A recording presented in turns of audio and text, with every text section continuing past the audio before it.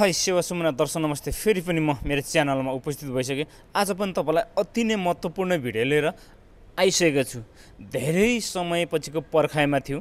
यो चाहिँ अस्ति जुन 30 तारिक मन्डेको दिन यहाँको राष्ट्रपतिले नै घोषणा गरेको छ। त्यो के हो त भन्दाखेरि रेसिडेन्सी पर्मिट एक्सपायर भएको लागि रिन्यू ओपन भएको छ अक्टोबरसम्मको लागि, यानि कि 6 महिना भ्यालिड भएको लागि रिन्यू ओपन भएको छ। त्यसको लागि नयाँ नीति नियम के ल्याएको छ, के खोजेको छ र कहाँ जाने र कुन तरिकाले त्यो डकुमेन्ट तपाईँले सबमिट गर्ने र तपाईँले ल्याउन सक्नुहुन्छ भन्ने विषयमा सबै सरसर्ती बुदागत तपाईँलाई म दिनेछु। त्योभन्दा अगाडि चाहिँ मेरो च्यानलमा नयाँ हुनुहुन्छ भने ट्याक्क सब्सक्राइब गरिदिनुहोस् एउटा बटनमा, धेरै टाइम लाग्दैन, र अलमा क्लिक गर्नुहोस्। ताजा इन्फर्मेसन तपाईँले मेरो च्यानलबाट तपाईँको मोबाइलमा नोटिफिकेसन पहिलोचोटि झर्नेछ। अब म तपाईँलाई सरसर्ती तपाईँको थ्रुबाट र तपाईँले आइमामा लानुपर्ने डकुमेन्ट के हो र तपाईँको कम्पनीबाट तयार पार्नुपर्ने के हो र सोसल फाइनेन्सबाट के निकाल्नुपर्छ तपाईँलाई म सर दिन्छु भिडियोतिर।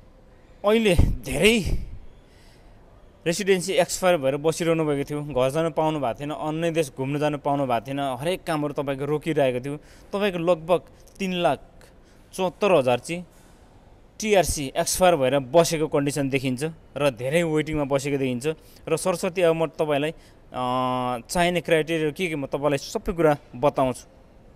सबैभन्दा पहिला त तपाईँले आइमाको वेबसाइट आइमाको प्लेटफर्म युज गर्नुपर्ने हुन्छ। आइमामा गएर सेड्युल लिनुपर्ने हुन्छ, कुर्नुपर्ने हुन्छ, र तपाईँले मेल आइसकेपछि तपाईँले त्यो डेटमा चाहिँ तपाईँले कुन दिनको डेट पाउनुहुन्छ त्यो डेटमा चाहिँ तपाईँले सबै डकुमेन्ट बोकेर आइमामा जानुपर्ने हुन्छ।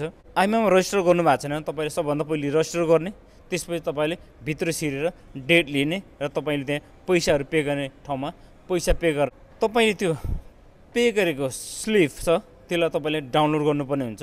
डाउनलोड गरेर र तपाईँको डेट आइमाको डेट कुन दिनको छ त्यसको डेट पनि तपाईँले चाहिँ डाउनलोड गरेर प्रिन्ट गरेर तपाईँले त्यो डेटमा चाहिँ लानुपर्नेछ। पैसा तिरेको स्लिप, तपाईँको आइमाको डेटको स्लिप र तपाईँको अरू डकुमेन्ट के सरसर्ती भन्छु। 20वटा आइमाको अफिस छ। त्यो अफिसमा एउटामा जहाँ भए पनि तपाईँले गएर जहाँ नजिक पर्छ त्यहाँ गएर तपाईँले सबै डकुमेन्ट बोकेर रिन्यू गर्न सक्नुहुनेछ। र अब तपाईँले आइमामा जाँदा लानुपर्ने डकुमेन्ट के हो त म सर तपाईँलाई भनिदिन्छु। सबभन्दा पहिले चाहिँ एक्सपायर रेसिडेन्सी कार्ड, तपाईँको टिआरसी एक्सपायर भएको त्यो बोक्नुपर्ने हुन्छ अनिवार्य। सेकेन्डमा भ्यालिड पासपोर्ट है, तपाईँको साथमा चाहिँ भ्यालिड पासपोर्ट हुनुपऱ्यो या तपाईँको एथोराइज ट्राभल डकुमेन्ट हुनुपऱ्यो। तपाईँको टोटल सबै खुलेको चिज चाहिँ ट्राभल डकुमेन्ट हुनुपऱ्यो, त्यो पनि एक्सपायर हुनु भएन। तेस्रोमा प्रुफ अफ सब्सिस्टेन्स भनेको छ, यो तपाईँलाई नयाँ लाग्न सक्छ। यो चाहिँ तपाईँको व्यक्तिगत आयकर छ भने नत्र तपाईँको सेलेरी स्लिप 3 मन्थको लानुपर्ने हुन्छ है, पे गरेको स्लिप लानुपर्ने हुन्छ। अनि तपाईँको कन्ट्र्याक्ट पेपर साइन गरेको हुनु पऱ्यो है, नत्र स्वरोजगार प्रमाणपत्र लानुपर्ने हुन्छ।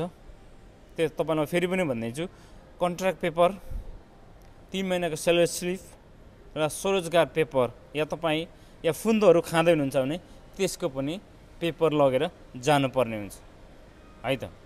अर्को छ, अहिले पहिला यो हाम्रो पालामा खोजेको थियो, यति बेला फेरि तपाईँलाई खोज्यो किनकि एकदमै टाइट गर्दैछ यति बेला। क्रिमिनल रेकर्ड है, क्रिमिनल रेकर्ड नेपालको लानु पऱ्यो। र अर्को एउटा छ क्रिमिनल रेकर्ड ओभर 16 हुनुहुन्छ भने लानुपर्ने हुन्छ, अन्डर हुनुपर्छ भने तपाईँलाई परेन। अनि अर्को proof of regularise tax situation, तपाईँले चाहिँ फिनान्सको पोर्टलमा गएर ट्याक्स सिचुएसनको या ट्याक्स तिरेको या तपाईँले कति सालदेखि यहाँ हुनुहुन्छ त्यो सालदेखिको अहिलेसम्मको तपाईँको ट्याक्स तिरेको प्रुफ आउँछ फिनान्समा, पोर्टलमा जानुहोस्, तपाईँले त्यो झिक्नुपर्ने हुन्छ अनिवार्य। अनि अर्को proof of regularise situation in social security भनेको छ, सोसल सेक्युरिटीको एउटा प्रुफ पनि लानुपर्ने हुन्छ। त्यो चाहिँ के हो भन्दाखेरि हाम्रो हरेक चिजहरू पेन्डिङमा बसेको हुन्छ, त्यो पेन्डिङले गर्दा पनि हामीलाई क्रिमिनल जस्तो हुन्छ, त्यो क्लियर गरेर जानुपर्ने हुन्छ। तिर्नुपर्ने ठाउँ छ भने तिरिहाल्नुहोस् है, यो हाम्रो सोसल सेक्युरिटी चाहिँ हरेक विधामा जोडेको हुन्छ, जस्तै ब्याङ्कमा पनि जोडेको हुन्छ, तपाईँको यहाँ हस्पिटलमा जोडेको हुन्छ, घरहरू लिनु भएको छ, घरहरू किन्नु भएको छ भने तपाईँको त्यहाँ पेन्डिङहरू बसेको हुन्छ। त्यसले गर्दा पनि तपाईँको टिआरहरू पासपोर्टहरू रोक्ने कारण त्यसले पनि हो। त्यो क्लियर हेर्नुहोस्, सोसल सेक्युरिटीको भित्र छिरेर पेन्डिङ केसमा हेर्नुहोस्, त्यहाँ गएर त्यसको प्रुफ पनि लानुपर्ने हुन्छ है। यो चिजहरू तपाईँलाई मेन कुरो चाहियो। तपाईँको थ्रुबाट अब अर्को चाहिने के भन्दाखेरि कन्ट्र्याक्ट पेपर 1, 3 मन्थको स्यालेरी स्लिप, त्यो पनि अघि भनिहालेँ। प्रुफ अफ अकोमोडेसन भनेको तपाईँको जुन्ता पेपर चाहियो, अनि तपाईँको आइआरएसको पेपर चाहियो, अनि अघि भनिहालेँ पुलिस रिपोर्ट चाहियो है। यो चिजहरू चाहिँ तपाईँले तयार पार्नुपर्ने हुन्छ, अरू खासै आवश्यक पर्दैन। रेस्टुरेन्टबाट पाउने तपाईँको कन्ट्र्याक्ट पेपर, डिक्लेरेसन लेटरहरू पनि माग्नुहोस्, यो चिजहरू तपाईँलाई आवश्यक छ। यति पेपरहरू बोकेर जानु भने तपाईँको रिन्यू हुन्छ। अनि पैसा चाहिँ तपाईँको कति भनेको छ भने 45.30 देखि 4050.30 भनेको छ तपाईँको।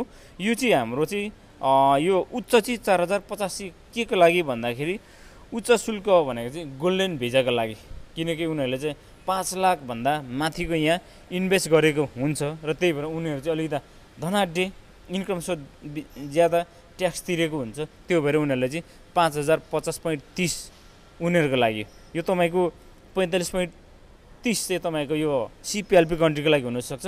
हाम्रो चाहिँ बिचमा हुनसक्छ त्यो 150 चान्चुन 150 160 को बिचमा हुनसक्छ। तपाईँले आइमाको वेबसाइटमा गएर क्लिक गर्नुहोस् र जुलाई 1 तारिकबाट चाहिँ सुरु भइसकेको छ र जसले लोयर हाल्नुमा छ लोयरलाई कल गर्नुहोस् डेटको लागि, नत्र आफैले पनि गर्न सक्नुहुन्छ।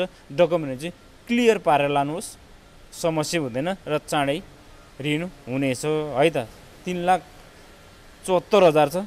जसले छिटो गर्नुभयो तपाईँहरूको आउनसक्छ, जसले ढिलो गर्नुहुन्छ तपाईँको ढिलो हुनसक्छ।